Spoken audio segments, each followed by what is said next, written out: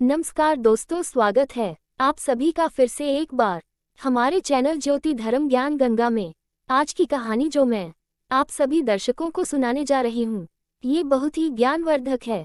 इसे पूरा सुने और हमारे वीडियो के अंत तक बन रहे, तभी यह कहानी आप सबको समझ में आएगी। अगर अभी तक हमारे चैनल को सब्सक्राइब नहीं किए हो तो सब्सक्राइब कर लीजिए और घंटी वाला बटन को दबाकर और कर लीजिए, ताकि नए वीडियो का नोटिफिकेशन सबसे पहले आप तक पहुंचे। हमारे प्यारे दोस्तों, अब मैं आपका कीमती समय नष्ट न करते हुए कहानी शुरू करती हूँ। कौन सा ऐसा कर्म करने पर मनुष्य को कुत्ते का जन्म मिलता है? ऐसा कर्म करने से मनुष्य को नरक भोगना पड़ता है। तो चलो कहानी के जरिए आपको बताती हूँ मनुष्य को कौन सा कर्म करना चाहिए और कौन सा कर्म नहीं करना चाहिए। तो आप सभी हमारे वीडियो के अंत तक बन रहे। इस जन्म में मनुष्य योनि मिलने का अर्थ यह नहीं कि अगला जन्म भी इसी योनि में मिलेगा, क्योंकि जीवन मरण और अगला जन्म सब कुछ कर्मों के आधार पर ही तय होता है। लेकिन कई बार गलत कार्य करने वाले ये सोचते हैं कि कोई उन्हें देख नहीं रहा है, तो क्या समस्या है। इसी आधार पर कई बार लोग दूसरों को हानि पहुंचाते हैं, कभी बेवजह किसी की हत्या कर देते हैं, तो कभी चोरी डकैती या फिर अपनों के साथ धोखाधड़ी।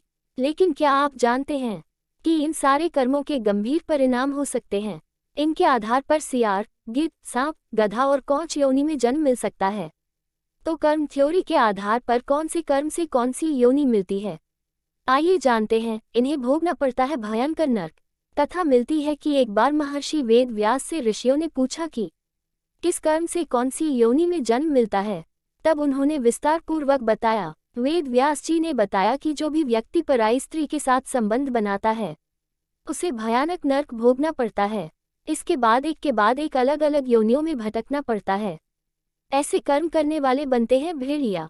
महर्षि वेद व्यास ने कहा कि हर स्त्री का आदर करना चाहिए, कभी भी किसी भी स्त्री को परेशान नहीं करना चाहिए, अन्यथा ऐसा करने वाले सबसे पहले भेड़िए के रूप में जन्म लेते हैं।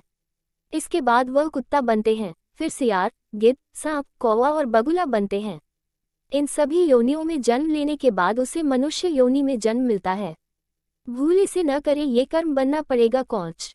महर्षि ने बताया कि बड़ा भाई पिता तुल्य होता है, इसलिए वह सदैव ही आदरणीय है। कभी भी किसी भी परिस्थिति में उसका अनादर न करें, अन्यथा कौच नामक पक्षी के रूप में जन्म लेना पड़ता है। उसका जन्मकाल 10 वर्षों का होता है। यदि इस दौरान उस पर ईश्वर कृपा दे तो वह अगले जन्म में मनुष्य योनि में जन्म लेता है। इस कर्म से बनते हैं छछूंदर। वेद व्यास जी ने बताया कि चोरी करना हमेशा ही गलत है, फिर चाहे वह स्वर्ण हो या वस्त्र, इसके परिणाम भुगतने ही पड़ते हैं। उन्होंने बताया कि यदि कोई व्यक्ति वस्त्रों की चोरी करता है तो वह अगले जन्म में तोता बनता है। वही सुगंधित पदार्थों की चोरी करने वाले छछूंदर के रूप में जन्म लेता है। इसलिए कैसी भी परिस्थिति हो, लेकिन चोरी करने से सदैव ही बचना चाहिए। ऐसे कर्म करने वाले बनते हैं गधे। महर्षि ने बताया कि यदि कोई व्यक्ति किसी का कत्ल करता है तो यह जघन्य अपराध की श्रेणी में आता है। ऐसा कर्म करने वाला अगले जन्म में गधा बनता है। लेकिन यदि वह जिस शस्त्र से हत्या करता है उसी से उसकी भी हत्या हो जाए तो उसे मृग योनि मिलती है। इसके बाद वह मछली, कुत्ता और बाघ बनता है। लेकिन इन योनियों में भ्रमण करने के बाद वह मनुष्य योनि में जन्म लेता है। ऐसे कर्म करने वाले बनते हैं मनुष्य। वेद व्यास जी ने बताया कि जो व्यक्ति सदैव दूसरों की मदद करता है, पशु पक्षी और अन्य जीवों पर दया करता है, जरूरतमंदों की मदद करता है और निस्वार्थ भावना से संचित धन का उपयोग धार्मिक कार्यों में करता है, तो ऐसे व्यक्ति अगले जन्म में मनुष्य योनि में ही जन्म लेते हैं। साथ ही समाज में अच्छे कार्य करके दूसरों को लाभान्वित करते हैं। लेकिन धन के प्रति आसक्त मनुष्य अगले जन्म में सांप योनि में जन्म लेते हैं। इस कहानी से आपको क्या सीख मिलती है? कमेंट बॉक्स में अपना राय जरूर देना। जय श्री कृष्णा जरूर लिखना। धन्यवाद दोस्तों।